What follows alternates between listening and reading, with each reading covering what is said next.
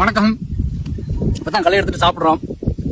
நிறைய பேர் நினைப்பாங்க, என்னப்பா இவனுக்கு இந்த தேவையில்லாத வேலை, என் கூட வேலை பார்த்தவங்களாம் நினைப்பாங்க. என்ன நினைப்பாங்க அப்படின்னா, ஏசி ரூமு, லேப்டாப்பு, ரிப்போர்ட்டிங் பண்ணுறதுக்கு ஒரு 60-70 பேர். இப்போ அழகாக மேனேஜர் வேலையை பார்த்துட்டு போக வேண்டியது, நல்ல சம்பளம்.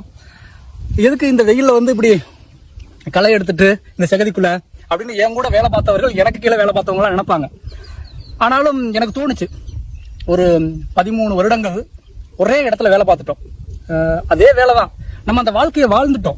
கோட்டு போட்டு ஏசி ரூம்ல லேப்டாப் வச்சு இப்படி அந்த வாழ்க்கையெல்லாம் வாழ்ந்து முடிச்சுட்டோம். இதே வாழ்க்கையை சாகிற வரை வாழணுமா அப்படின்னு தோணுச்சு. சாகிறதுக்குள்ள வேற விதமான வாழ்க்கைகளை வாழ்ந்துடணும் அப்படின்னு. அதனாலதான் நான் தைரியமா ரிசைன் பண்ணிட்டு வந்தேன்.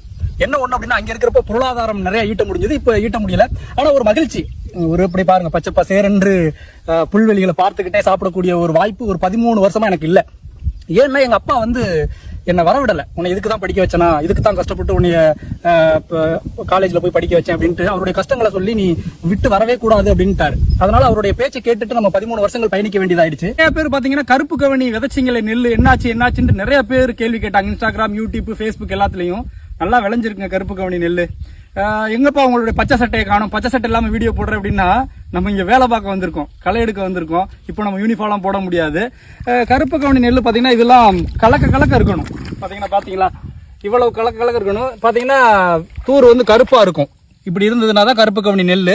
நீங்க வந்து பாத்தீங்கன்னா மத்த நெல்லை விட மற்ற நெல் வந்து பார்த்தீங்கன்னா ஒரு 10 கிலோ விதைக்கிறீங்கன்னா இதுக்கு 5 கிலோ விதைச்சா போதும். இப்போ நான் 22 சென்டில் மட்டும் தான் போட்டிருக்கேன் இந்த கருப்பு கவனி. இது ஒரு பைலட் ப்ராஜெக்ட். இது நல்லபடியாக வந்ததுன்னா அதுக்கப்புறம் பெரிய வயலில் விதைக்கலாம் அப்படின்ட்டு. ஒரே களை, என்னப்பா களையெல்லாம் எடுக்க ஆள் இல்லை அப்படின்னா, ஆமாம், அது ஒரு பெரிய பிரச்சனை போயிட்டு இருக்கு. ஏன்னா இந்த 100 நாள் வேலைக்கு போயிடுறாங்க எல்லாருமே. காசு எவ்வளோ கொடுத்தாலும் களை எடுக்கிறதுக்கு ஆள் கிடைக்கிறது இல்லை. நம்மளே வந்து களத்தில் இறங்கியாச்சு. இதுக்கு ஒரு தீர்வாக ஒரு விஷயம் யோசிச்சிருக்கோம். கலெக்டர்கிட்ட போயிட்டு இந்த 3 மாசம் மட்டும், நவம்பர், டிசம்பர், ஜனவரியில இந்த 100 நாள் வேலையை நிறுத்தணும் அப்படின்னு ஒரு கோரிக்கை கொடுக்கலாம் தமிழ்நாடு முழுக்க அப்படின்ட்டு. உங்களுடைய கருத்துக்களை கீழே பதிவு செய்யுங்கள்.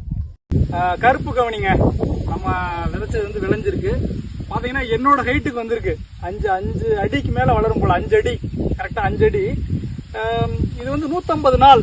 அதனால பாத்தீங்கன்னா மற்ற சைடுலாம் பார்த்தா விளைஞ்சிருக்கும் பாருங்களேன். மற்ற சைடுலாம் இது மட்டும் இன்னும், ஏன்னா இது வந்து 5 மாதம் ஆகும், 150 நாள். அதனால நம்ம அடுத்த மாசம் தான் இதை அறுக்க முடியும். அப்படி இந்த சைடு பாத்தீங்கன்னு வச்சுங்களேன், இந்த சைடு பாத்தீங்கன்னா அவ்வளவா வந்து கருது போட்டிருக்காது. ஏன் அப்படின்னா, இங்க மட்டும் இந்த இடம் மட்டும் ஏன் இந்த மாதிரி நடந்திருக்கு அப்படின்னு சொல்றேன். நான் வந்து இதுல எந்த உரமே போடல. ஏன்னா உரம் போடாம என்ன ஹீல்டு கிடைக்குதுன்னு பார்க்கலாம்.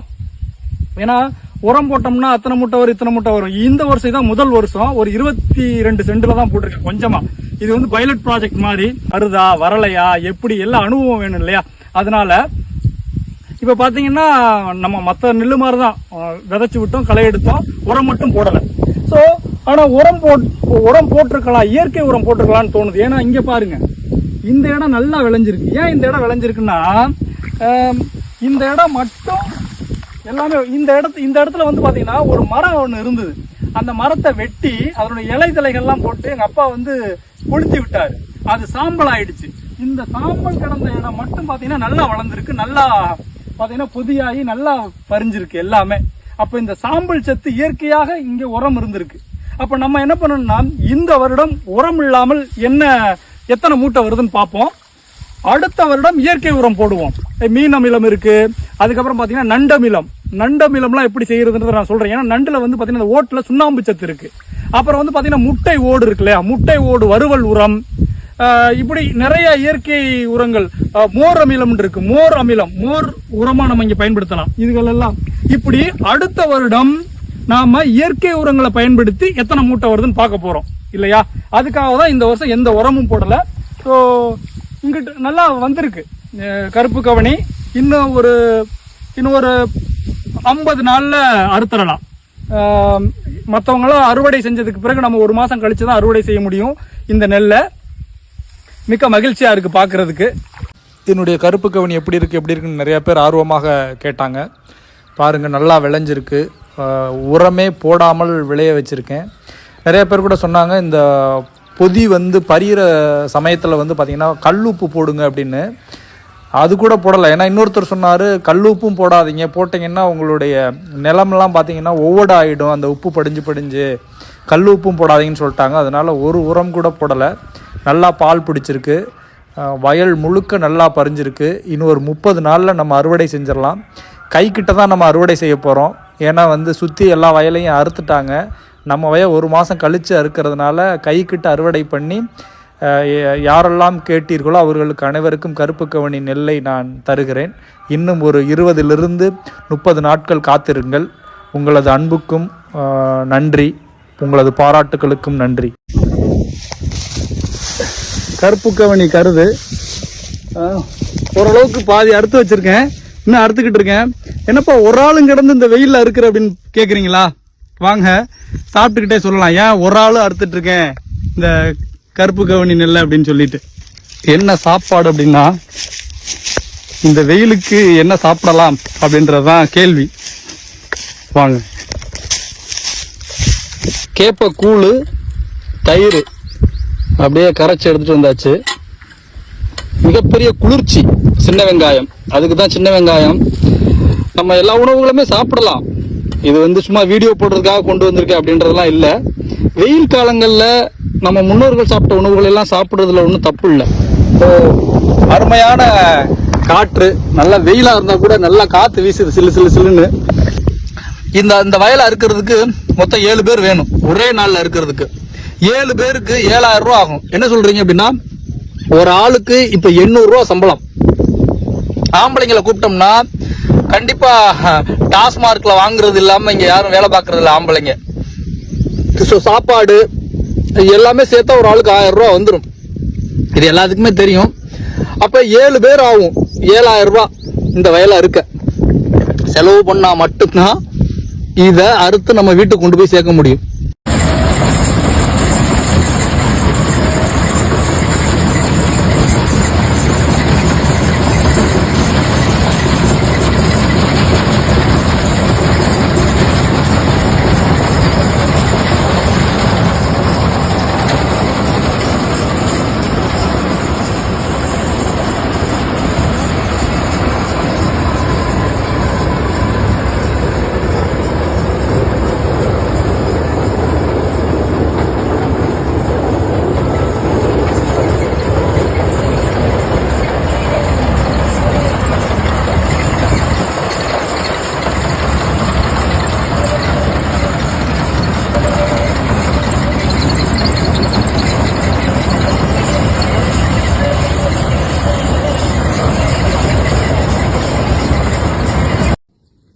கரையான் இப்போ என்ன பண்ணுது அப்படின்னா, உணவுகளை எல்லாம் சேகரிக்குது. கரையானிடமிருந்து தான் நமது முன்னோர்கள் பல விஷயங்களை கற்றுக்கிட்டாங்களாம். பாருங்க, கரையான் என்ன பண்ணுது அப்படின்னா, இந்த மழை காலங்களில் கிடைக்கக்கூடிய இந்த புல் இதுகளெல்லாம் வெட்டி கொண்டு போய் வச்சிரும். 6 மாதத்துக்கு திரும்ப வெளியே வரவே வராது. இது 6 மாதங்களுக்கு தேவையான உணவுகளை எல்லாம் இது கொண்டு போய் உள்ளே வச்சுக்கிறது. பாருங்க, எடுத்துகிட்டு போகுதா. நீங்கள் அதுக்கப்புறம் வெயில் காலங்களில் இந்த கரையானை பார்க்கவே முடியாது. சந்தோஷமாக உள்ளுக்குள்ளேயே இருக்கும், இனப்பெருக்கம் செய்யும், உள்ளேயே இருக்கும். திரும்ப 6 மாதம் கழித்து தான் இந்த கரையான்கள் எல்லாம் வெளியில் வரும். இப்படித்தான் நம்மளுடைய முன்னோர்கள் வாழ்ந்தார்கள். 6 மாதம் உழைச்சு உணவுகளை எல்லாம் வீட்டில் சேமிச்சிருவாங்க. அதற்கு பிறகு அடுத்த 6 மாதங்கள் திருவிழாக்கள், கோயில் திருவிழா, இப்படி உள்ளூர் திருவிழான்னு மகிழ்ச்சியாக வாழ்ந்தார்கள். நாம் தான் இப்போ வருடம் முழுக்க பணத்தை தேடி ஓடிக்கொண்டிருக்கிறோம். கடைசி வரை வருடம் 365 நாளும் உழைத்து கொண்டிருக்கிறோம். ஏன் வாழ்கிறோம் என்றே தெரியல. உழைக்கிறதுக்காகத்தான் வாழ்றோம்ன்ற மாதிரி இருக்கு. ஆனா நம்ம முன்னோர்கள் அப்படி வாழலையே. 6 மாதம் உழைப்பார்கள், 6 மாதம் மகிழ்ச்சியாக வாழ்வார்கள். இவற்றையெல்லாம் இந்த கரையான்களிடமிருந்து நாம் இப்ப இருக்கக்கூடிய இளைய தலைமுறையினர் கற்றுக்கொள்ள வேண்டும். அதற்கு ஏற்ற மாதிரி நம்முடைய வாழ்க்கை சூழலை மாற்றிக்கொள்ள வேண்டும். பாக்குறீங்களா, இது கருப்பு கவனி தோசை. நான் சொல்லியிருக்கேன் இல்லையா, வாரத்துல 2 நாள் கருப்பு கவனியை எப்படி வேணா எடுத்துக்கலாம்.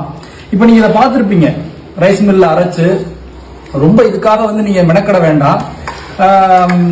என்ன பண்ணணும்னா, அந்த மாவை நீங்க சாதாரணமா தோசை சுடுறீங்கல்ல, அதுல இப்ப இந்த வீடியோல பாக்குற மாதிரியே கலந்து நீங்க தோசை சுட்டு சாப்பிடலாம். ரொம்ப எளிமையான ஒண்ணுதான். ஏன்னா இந்த கருப்பு கவனி அந்த காலங்களில் அரசர்கள் சாப்பிட்டது. நீங்க கருப்பு கவனியை பத்தி யூடியூப்ல போய் பாத்தீங்கன்னா லட்சக்கணக்கான நன்மைகள் இருப்பதாக மருத்துவர்களே பேசியிருக்காங்க. இந்த கருப்பு கவனியை பத்தி சிவராமன் ஐயாலாம் நிறைய பேசியிருக்காரு. அதனால நான் வாரத்துல 2 நாள் கருப்பு கவனி தோசையாகவோ, கருப்பு கவனி புட்டாகவோ, கருப்பு கவனி பொங்கலாகவோ, இப்படி கருப்பு கவனி கூழாகவோ, கருப்பு கவனி கஞ்சியாகவோ எப்படி வேணா எடுத்துக்கங்க. வாரத்துல 2 நாள் நீங்க கருப்பு கவனியை பயன்படுத்தினீங்கன்னா உடல்ல இருக்கக்கூடிய 9 நாளமில்லா சுரப்பிகள் சரியாக செயல்படும். உடல்ல இருக்கக்கூடிய 9 நாளமில்லா சுரப்பிகள், கிட்னி, கணையம், கல்லீரல், தைராய்டு, இப்படி எல்லா 9 நாளமில்லா சுரப்பிகளும் எந்த பிரச்சனை இருந்தாலும் 45 நாள் நீங்க சாப்பிட்டீங்கன்னா தொடர்ந்து குணமாயிடுதுன்னு நிறைய சித்த மருத்துவர்களும் நிறைய ஆங்கில மருத்துவர்களுமே சொல்லியிருக்காங்க. எனவே இந்த கருப்பு கவனியை வாங்கி நீங்க பயன்படுத்துங்க. நன்றி. அனைவருக்கும் பகிருங்கள். அனைவரையும் நாம் ஆரோக்கியமான மனிதர்களாக மாற்றுவோம். ஆரோக்கியமான மனிதனே உண்மையான பணக்காரன். இந்த ஜோதி மட்டை பச்சரிசி நம்ம இப்போ அரைச்சிட்டு இருக்கோம். பார்த்தீங்கன்னா ரைஸ் மில்ல கொண்டு போய் அரைக்கிறோம். ரைஸ் மில் ஓனர் ரொம்ப வருத்தப்பட்டார், இப்போலாம் யாருமே வர்றதில்லை அப்படின்னு. வாரத்துக்கு 2 பேர் 3 பேர் தான் வர்றாங்கன்னு. இப்போ பார்த்தீங்கன்னா நெல்லை கொட்டின உடனே இந்த மாதிரி வந்துடும். இப்போ பார்த்தீங்களா, இன்னொரு நேரம் திரும்ப கொட்டி அரைக்கணும். இது முதல் முறை அரைச்சோம்னா இப்படித்தான் ஒரு உமியோட சேர்த்து பச்சரிசி வருது பார்த்தீங்களா. இது 2வது முறை நம்ம கொட்டி அரைக்கிறப்பதான் திரும்ப நல்ல பச்சரிசி நமக்கு கிடைக்கும். இப்போ பார்த்தீங்கன்னா இது வந்து ஒரே மோட்டர்ல 2 இது ஓடும்.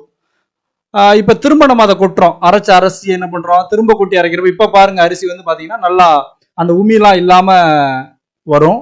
ஸோ நிறைய பேருக்கு வந்து இந்த அனுபவமே இருக்காது. கிராமங்கள்ல இருக்கிறவங்களுக்கு இருந்து இப்ப பாருங்க அரிசி இது 2வது முறை அரைச்சப்ப பச்சரிசி நமக்கு கிடைக்குது. இதுல கொஞ்சம் கல் இந்த மாதிரி சில விஷயங்கள் இருக்கும். இதையெல்லாம் வந்து நம்ம வந்து புடைக்கணும் அப்படின்னா புடை மிஷின் அப்படின்னு சொல்லுவாங்க. கல் நீக்கிற மிஷின் இதுதான் இப்ப நீங்க பாத்துக்கிட்டு இருக்கிறதா புடை மிஷின்.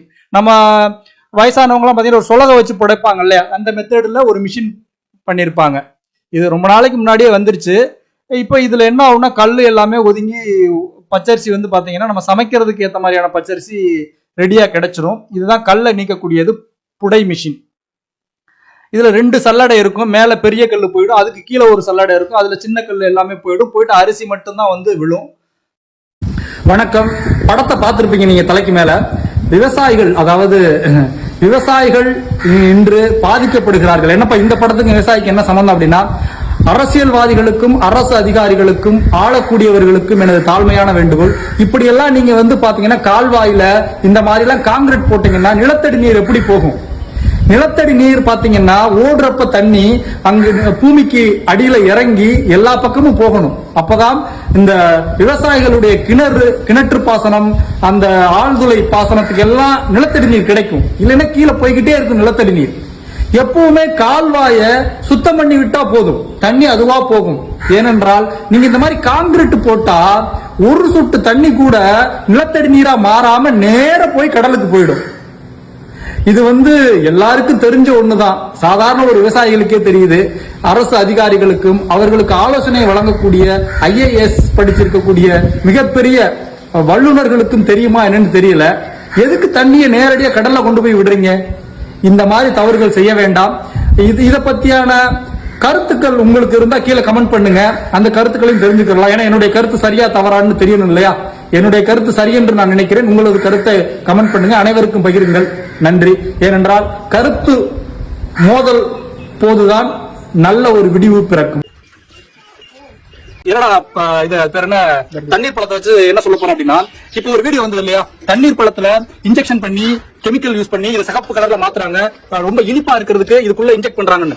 இதை இந்த டைத்துல ஏன் வந்து வெளியில விடணும் அப்படின்னா, நம்ம விவசாயிகள் செய்யக்கூடிய தர்பூசணி பழத்தை ஒழிக்கிறதுக்கு தான். ஒழிச்சிட்டு இந்த வெயில் காலங்கள்ல நம்ம பன்னாட்டு நிறுவனங்கள் விற்கக்கூடிய குளிர்பானங்களை வாங்கி குடிக்கணும் அப்படின்றதுக்கு தான். இதே நேரத்துல பன்னாட்டு நிறுவனங்கள்ல இருக்கக்கூடிய குளிர்பானங்கள்ல இந்த பூச்சிக்கொல்லி எல்லாம் கலந்துருக்கு ஏதாவது வீடியோ போடுறாங்களா? இல்ல. அப்ப இங்க ஒழிக்கப்படுறது யாரு? விவசாயிகள். வாழ்றது யாரு? பன்னாட்டு நிறுவனங்களுடைய குளிர்பானங்கள். அதனால இந்த வெயில் காலம் ஆரம்பிச்ச உடனே இந்த பழத்துல அது இருக்கு, இந்த பழத்துல இது இருக்கு அப்படின்னு நம்மள்ட்ட பரப்பி இந்த வெயில் காலத்துல விவசாயிகள் உற்பத்தி பண்ணக்கூடிய தர்பூசணி மட்டும் கிடையாது, வெள்ளரிக்கால இருந்து எல்லா பழங்களுமே நம்ம சாப்பிடக்கூடாதுன்ற ஒரு கட்டமைப்பை இந்த உலகம் உருவாக்கிட்டு இருக்கு. அதை நம்ம உடைக்கணும். நீங்கெல்லாம் நான் சொல்றேன், இயற்கையாலனா தர்பூசணி வாங்கி சாப்பிடுங்க. கடை ஓரங்கள் இருக்கிறது. உங்களுக்கு ஒருவேளை பயமா இருக்கு அந்த வீடியோல பார்த்தோம் அப்படின்னா ஒரு சிம்பிள் ஸ்டெப் சொல்லி தரேன். இந்த மாதிரி வெள்ளை துணி எடுத்துக்கங்க, இதுல தேய்ங்க. தேய்ச்ச உடனே இந்த மாதிரி சிகப்பு கலர்ல ஆயிடும். ஆகுதா? அப்படியே வாங்க. இது என்ன பண்ணணும்னா தண்ணியில அலசணும். தண்ணியில அலசிட்டீங்கன்னா இது உண்மையான சிவப்பு அப்படின்னா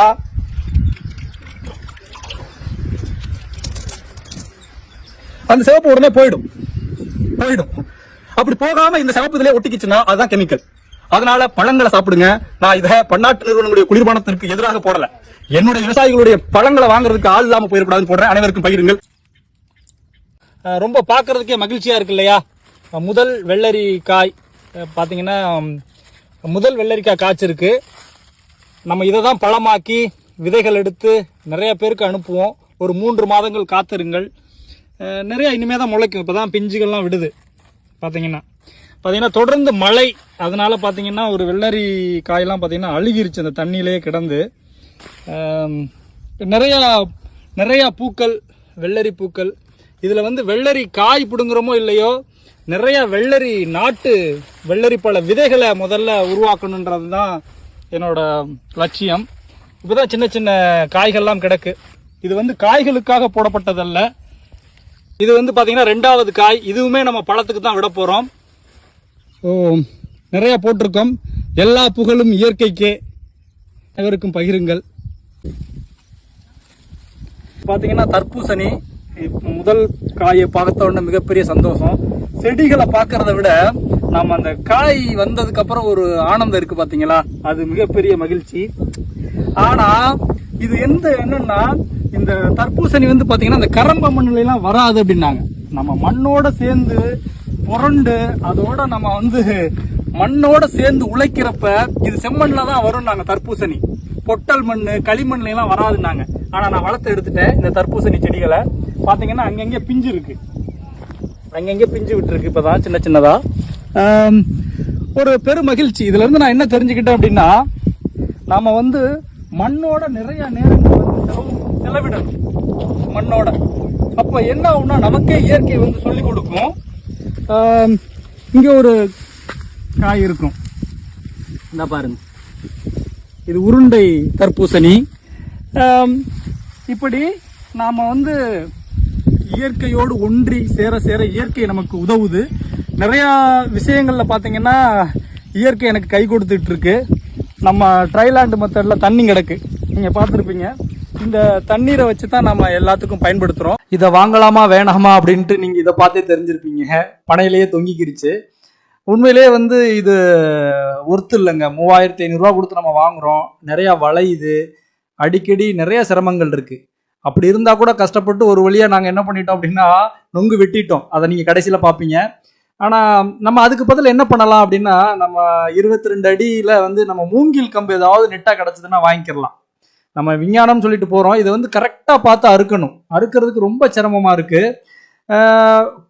இந்த நொங்கோட கொலையெல்லாம் குத்துக்குலைன்னு சொல்லுவாங்க, அந்த மாதிரி இருந்ததுன்னா அறுக்க முடியல. மட்டைக்குள்ள மறைஞ்சுக்கிருச்சுன்னா அறுக்க முடியல. நம்ம தனியா தொங்குச்சுன்னு வச்சுங்களேன், அது நல்லா தெரிஞ்சா அதை மட்டும்தான் நம்மளால அறுக்க முடியுது. கஷ்டப்பட்டு திரும்ப நம்ம எல்லாம் டைட் பண்ணி அறுத்துட்டோம். முடியாத பட்சத்துக்கு வேற வழி இல்லை அப்படின்றவங்க இதை வாங்கிக்கிறலாம். ஆனால் கொஞ்சம் சிரமப்பட்டு அறுக்கணும். போக போக பழகிரும்னு நினைக்கிறேன். நான் இதுதான் முதல் முறை. இதுக்கப்புறம் ஒரு மாசம் இதை பயன்படுத்திட்டு இன்னொரு காணொலி போடுறேன் எளிமையா இருக்கான்ட்டு. இப்போதைக்கு என்னுடைய கருத்து, யாரும் இதை வாங்க வேண்டாம். 3500 ரூபான்றது அதிகமாக தான் இருக்கு. 3500 ரூபாய்க்கு வாங்கியே வந்து இது வளையுது, அப்பப்போ அங்கங்கே வளையுது, சில நேரம் கலண்டு விழுந்துருது, சில கஷ்டங்கள் இருந்தது. கடைசியா ஒரு வழியா வாங்கி அறுத்து நொங்க எல்லாம் குடிச்சிட்டோம். ஏன்னா வெயில் காலங்கள்ல பனைமரம் ஒரு கற்பக விருட்சம், நமக்கு தேவையானதை தருது. அதை நம்ம பயன்படுத்திக்கிறோம். நொங்கு அதிகமா அனைவரும் சாப்பிடுங்கள். இயற்கையாளன் தவம். இந்த பனை மரத்துக்கு வந்து கற்பக விருட்சம் அப்படின்னு ஒரு பேர் இருக்கு. ஏன்னா பனைமரம் வந்து பாத்தீங்கன்னா இயற்கை என்ன சொல்லுதோ அதை தான் செய்யும். இப்ப பாத்தீங்கன்னா எந்தெந்த காலங்கள்ல மனிதர்களுக்கு என்னென்ன வேணும் அப்படின்னு கொடுக்கக்கூடிய ஒண்ணு வந்து இந்த பனைமரம். வெயில் காலங்கள்ல மட்டும்தான் குளிர்ச்சி தரக்கூடிய நொங்கை கொடுக்கும். இந்த பனிக்காலத்துல நம்மளுடைய உடலோட உஷ்ணத்தை ஏற்படுத்த, பித்தத்தை அதிகப்படுத்துவதற்கு பனங்காய் அப்படின்னு ஒண்ணு இருக்கும் இல்லையா, அது பனங்காய், நொங்கு, கிழங்கு, பதநீர், கல்லு, இவையெல்லாம் எந்தெந்த காலங்கள்ல வெயில் காலத்துல என்ன கொடுக்கணும் மனிதர்களுக்கு, மழை காலத்துல என்ன கொடுக்கணும், இப்படி சரியான காலநிலைக்கு ஏற்ப ஒரு மருத்துவம் சார்ந்த மரம் கூட சொல்லலாம் இந்த பனை மரத்தை.